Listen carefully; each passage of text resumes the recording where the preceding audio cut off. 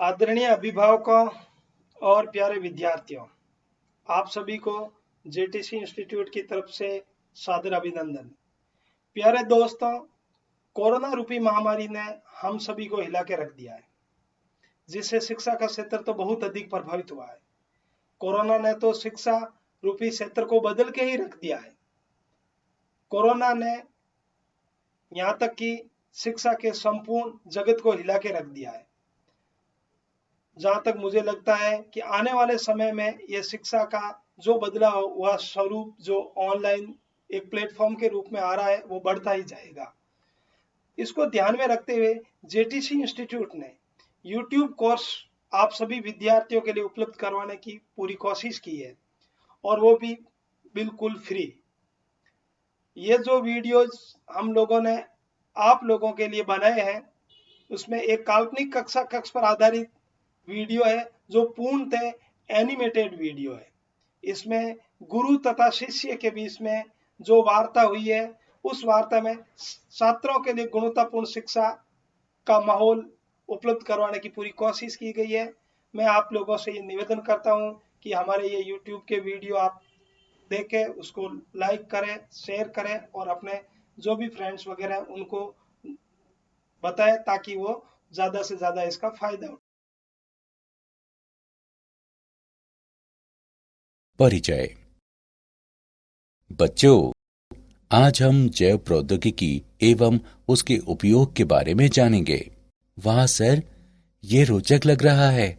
हाँ, इसलिए मुझे कौन बताएगा कि जैव प्रौद्योगिकी क्या है? आपने सही बताया रितु। क्या कोई मुझे बता सकता है कि जैव प्रौद्योगिकी का उपयोग किन प्रक्रियाओं के लिए किया जाता है?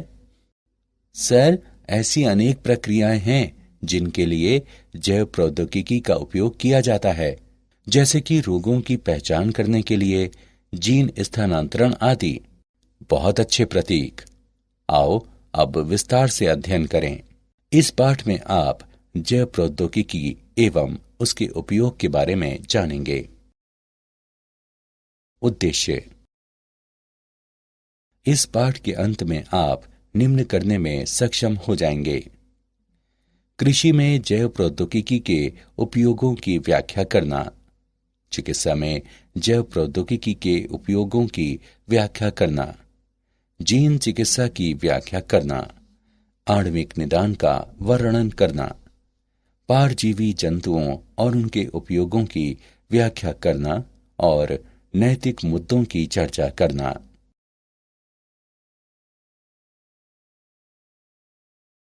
कृषि में जैव प्रौद्योगिकी का उपयोग। विशिष्ट उपयोगों हेतु किसी उत्पाद को बनाने या रूपांतरित करने, पौधों या जंतुओं में सुधार करने के लिए जीवाणु, वायरस, कवक, यीस्ट, जंतु कोशिका, पादप कोशिका आदि जैसे सजीव जीवों का उपयोग करने वाली प्रौद्योगिकी के रूप में जैव प्रौद्योगिकी को विस्तार से परिभाषित किया जाता है। कृषि में जैव प्रौद्योगिकी एक कारगर तरीका है जिसके द्वारा उन फसलों को तैयार किया जाता है जो हमारे बदलते वातावरण में बेहतर प्रदर्शन कर सकें। इनमें से कुछ पीड़क प्रतिरोधी, शाकनाशी प्रतिरोधी, सूखा प्रतिरोधी, लवण सहनशील, ऊष्मा प्रतिरोधी फसलों का विकास शामिल है। जब प्रयोगशाला में एक जीव के जीन को दूसरे जीव को सुधारने या परिवर्तित करने के लिए अभिप्राय पूर्वक स्थानांतरित किया जाता है, तो आनुवंशिकता रूपांतरित जीव यानी जीनों का निर्माण होता है।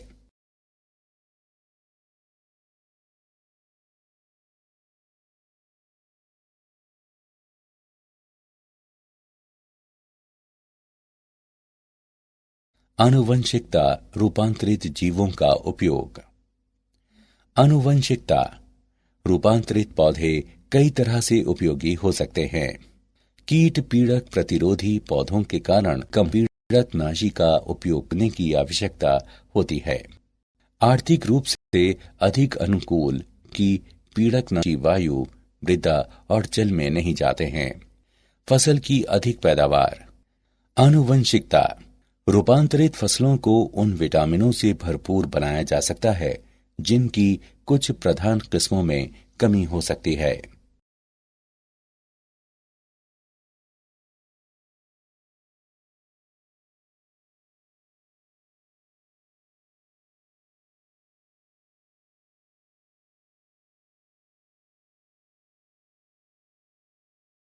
कृषि में जैव प्रौद्योगिकी का उपयोग।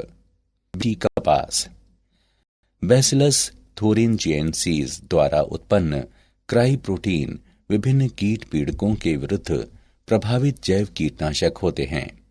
क्राई जीव विषों को डिंब आंत्र ल्यूमेन में सक्रिय प्राग जीव विष के रूप में उत्पन्न किया जाता है। जीव विष आयनिक छिद्रों को बनाने वाली कला में स्वल्प लकन और अंतर्वेशन को प्रेरित करने वाले ग्राहियों से जुड़ जाते हैं जो कोशिकाओं और डिंब को मार देते हैं।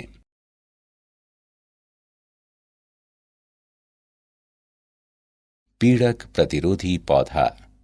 पीड़क प्रतिरोधी पौधे। कीटों का हमला एक गंभीर कृषि समस्या है जिससे उपज काफी कम हो जाती है और उत्पादन गुणवत्ता घट जाती है। कीटों के कारण खेतों में और साइलों में भंडारण दौरान नुकसान हो सकता है। प्रत्येक वर्ष कीट दुनिया भर की खाद्य फसलों का लगभग 25% भाग नष्ट कर देते हैं। आरएनए अंतक्षेप द्वारा विशिष्ट जीन को निष्क्रिय करना इस समस्या का वांछनीय प्राकृतिक समाधान है।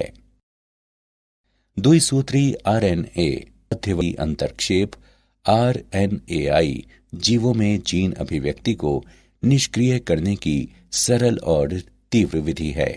किसी जीन का निष्क्रिय होना आरएनए का छोटे छोटे आरएनए में निम्नीकरण का परिणाम है जो समजात दूत आरएनए को लक्षित करने के लिए रिबोन्यूक्लिएज को सक्रिय करते हैं। औषधियों में जैव प्रौद्योगिकी का उपयोग। आनुवंशिकता। निर्मित इंसुलिन। इंसुलिन एक हार्मोन है जो अग्नाशय द्वारा उत्पन्न होता है और जो ग्लूकोज के स्तर को नियंत्रित करता है। इंसुलिन 2 पॉलीपेप्टाइड श्रृंखलाओं का बना होता है, श्रृंखला ए और श्रृंखला बी, जो आपस में डाइसल्फाइड सेतुओं द्वारा जुड़ी होती है। बीटा कोशिकाओं में इंसुलिन प्राक हार्मोन कन्वर्टेज तथा एक्सोप्रोटीएज कार्बोक्सी पेप्टाइडेज ई कहलाने वाले प्रोटीन अपघटक एंजाइम की क्रिया द्वारा प्राक इंसुलिन पूर्ववर्ती अणु से संश्लेषित होता है। प्राक इंसुलिन के ये रूपांतरण अणु के केंद्रीय भाग अर्थात सी पेप्टाइड को प्राक इंसुलिन के सी और एन अंतस्थ सिरों से हटा देते हैं। शेष पॉलीपेप्टाइड पी और ए श्रृंखलाएं आपस में डाइसल्फाइड बंधों द्वारा जुड़ी होती हैं। परिपक्व इंसुलिन में सी पेप्टाइड उपस्थित नहीं होता है। जीन चिकित्सा। आनुवंशिक दोषों को सही करने के क्रम में अनुपस्थित या दोषपूर्ण जीन की जगह कोशिकाओं में सामान्य जीनों को प्रवेश कराना जीन चिकित्सा कहलाती है। एक कोशिका के जीनोम में नया जीन प्राप्त करने के लिए इसे संवाहक कहलाने वाले एक अणु में किया जाना चाहिए। वर्तमान में उपयोग किए जा रहे सबसे सामान्य संवाहक विषाणु हैं जो प्राकृतिक रूप से आक्रमणकारी कोशिकाएं हैं और अपने आनुवंशिक पदार्थ को कोशिका के जीनोम में प्रवेश कराती हैं। एक संवाहक के रूप में विषाणु का उपयोग करने के लिए विषाणु के जीनों को हटाकर कोशिका के लिए निर्धारित नए जीन को प्रतिस्थापित किया जाता है। जब विषाणु कोशिका पर हमला करेगा तो ये अपने आनुवंशिक पदार्थ प्रवेश कराएगा। एक सफल स्थानांतरण के परिणाम स्वरूप लक्षित कोशिका में अब नया जीन होगा जो दोषपूर्ण जीन द्वारा उत्पन्न समस्या को सही करेगा।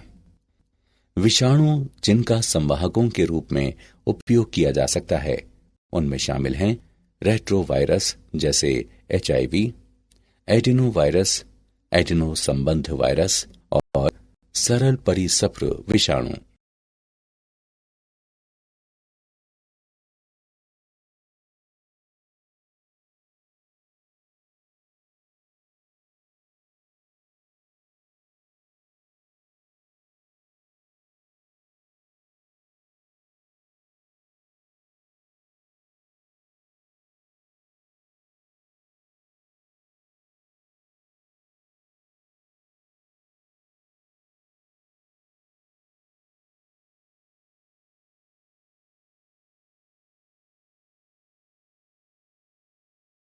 आणविक निदान। किसी ऊतक या तरल में प्रोटीन, डीएनए, आरएनए जैसे अणुओं के अध्ययन द्वारा रोगों की पहचान करने की प्रक्रिया आणविक निदान कहलाती है। आणविक निदान और चिकित्सा है रोगों के आणविक कारणों का पता लगाने, निगरानी और उपचार करने में उन्नत, विशिष्ट जनसंख्याओं की ओर औषध विकास और लक्षित औषधियों के मार्गदर्शन के लिए बायोमार्कर का उपयोग, औषध प्रतिक्रिया, औषध अपचय, प्रतिकूल प्रभाव और रोग प्रगति को प्रभावित करने वाली आनुवंशिक विभिन्नताएं, औषध या नैदानिक संयोजन का विकास और चिकित्सीय उपयोग, उभरती हुई फार्मेकोजिनोमिक और आणविक नैदानिक प्रौद्योगिकी, नैदानिक और व्यक्तिगत चिकित्सा में विनियामक मुद्दे।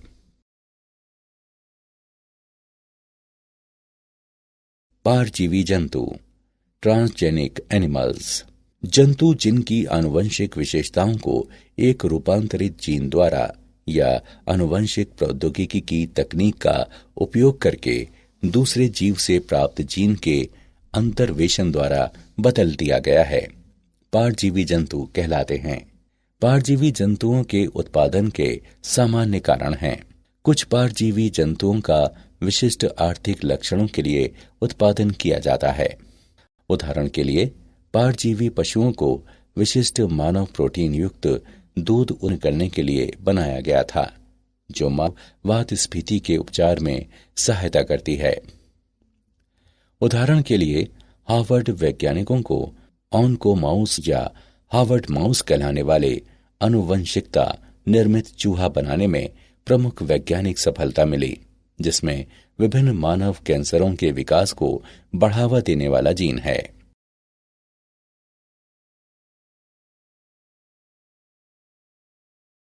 पारजीवी जंतुओं का उपयोग। मानव कल्याण के लिए इन जंतुओं के लाभों को निम्न क्षेत्रों में वर्गीकृत किया जा सकता है: कृषि, औषधि और उद्योग। कृषि उपयोग। प्रजनन। पारंपरिक प्रजनन अधिक समय लेने वाला मुश्किल कार्य है। जैव प्रौद्योगिकी के उपयोग से कम समय में और अधिक परिशुद्धता के साथ जंतुओं में विशेषताओं को विकसित करना संभव हो गया है। इसके अलावा उपज बढ़ाने के लिए किसानों को एक आसान तरीका भी प्रदान करता है। गुणवत्ता। पारजीवी गायें अधिक दूध उत्पन्न करती हैं या कम लैक्टोज या कोलेस्ट्रॉल वाला दूध उत्पन्न करती हैं। सुअर और पशु जिनमें अधिक मांस होता है, भेड़ जो अधिक ऊन देती हैं। रोग प्रतिरोध। वैज्ञानिक रोग प्रतिरोधी जंतुओं को उत्पन्न करने के लिए प्रयासरत हैं, जैसा कि इन्फ्लुएंजा प्रतिरोधी सुअर, लेकिन जीन की बहुत ही सीमित संख्या वर्तमान में पालतू जानवरों में रोगों के प्रतिरोध के लिए जिम्मेदार है।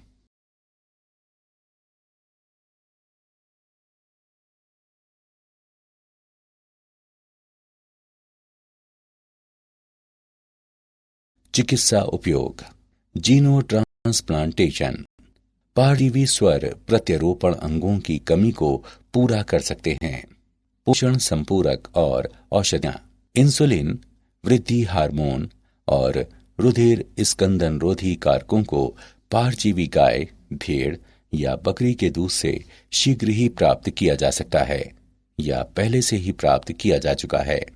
मानव जीन चिकित्सा। मानव जीन चिकित्सा में जीन की दोषपूर्ण प्रतिलिपियों वाले व्यक्ति के जीनोम से जीन की सामान्य प्रतिलिपि जोड़ना शामिल है। 5000 नामित आनुवंशिक रोगों के उपचार की संभावना बहुत अधिक है और परजीवी जंतु एक महत्वपूर्ण भूमिका निभा सकते हैं। औद्योगिक उपयोग। सन 2001 में कनाडा में नेक्सिया जैव प्रौद्योगिकी के 2 वैज्ञानिकों ने दूध पिलाने वाली बकरियों की कोशिकाओं में स्पाइडर जीन को आपस में जोड़ दिया। बकरियों ने अपने दूध के साथ रेशम निर्माण कर दिया और बाल्टी में अपने शरीर से महीन रेशम के सूत्रों को स्रावित किया। दूध से पॉलीमर सूत्रों को निकालकर और उनको धागों में बुनकर वैज्ञानिक एक हल्का, कठोर, लचीला पदार्थ बना सकते हैं जिसका उपयोग सैन्य वर्दी, चिकित्सा में सूक्ष्म सीवन और टेनिस रैकेट के तार जैसे अनुप्रयोगों में उपयोग किया जाता है।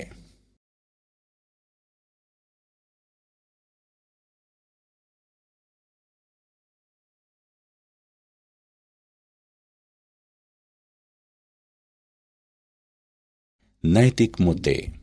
जीवों के आनुवंशिक रूपांतरण के तब अप्रत्याशित और अवांछनीय प्रभाव हो सकते हैं जब ऐसे जीवों को पारिस्थितिकी तंत्र में सन्निविष्ट कराया जाता है।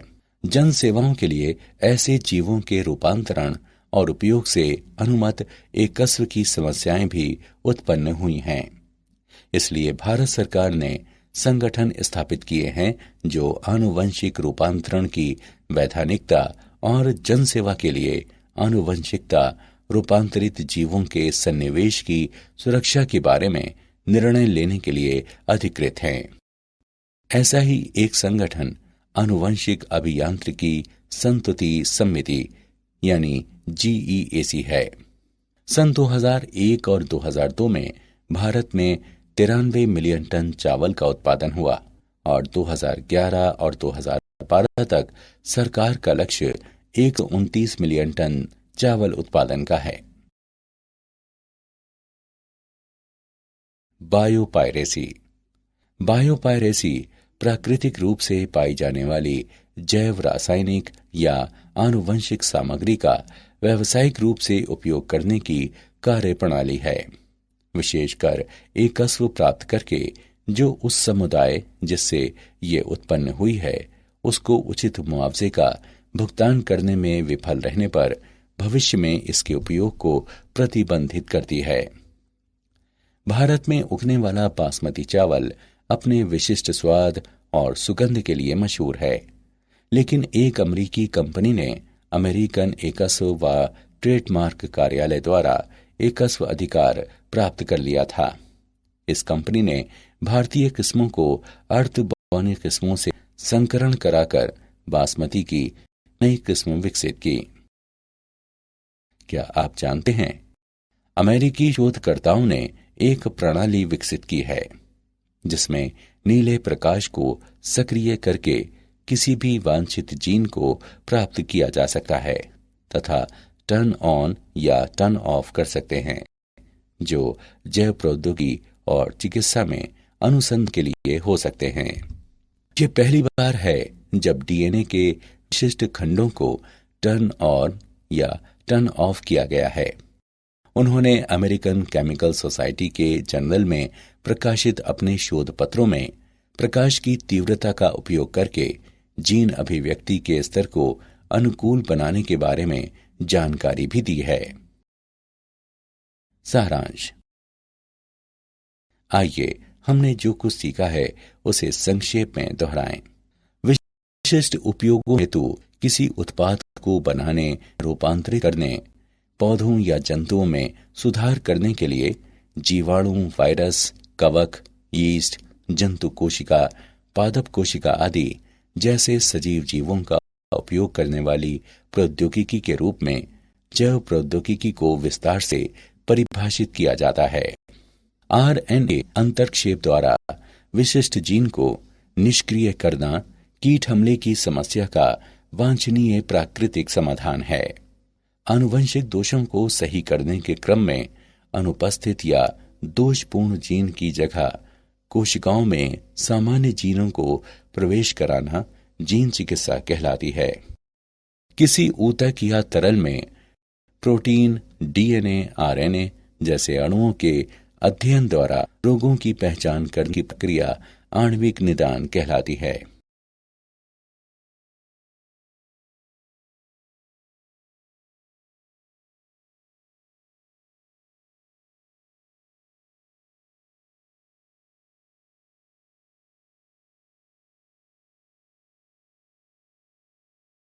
जंतु जिनकी आनुवंशिक विशेषताओं को एक रूपांतरित जीन द्वारा या आनुवंशिक प्रौद्योगिकी की तकनीक का उपयोग करके दूसरे जीव से प्राप्त जीन के अंतर्वेशन द्वारा बदल दिया गया है, पारजीवी जंतु कहलाते हैं। भारत सरकार ने संगठन स्थापित किए हैं जो आनुवंशिक रूपांतरण की वैधानिकता और जन सेवा के लिए आनुवंशिकता रूपांतरित जीवों के सन्निवेश की सुरक्षा के बारे में निर्णय लेने के लिए अधिकृत हैं। बायोपायरेसी प्राकृतिक रूप से पाई जाने वाली जैव रासायनिक या आनुवंशिक सामग्री का व्यावसायिक रूप से उपयोग करने की कार्य प्रणाली है, विशेषकर एक कस्व प्राप्त करके जो उस समुदाय जिससे ये उत्पन्न हुई है उसको उचित मुआवजे का भुगतान करने में विफल रहने पर भविष्य में इसके उपयोग को प्रतिबंधित करती है।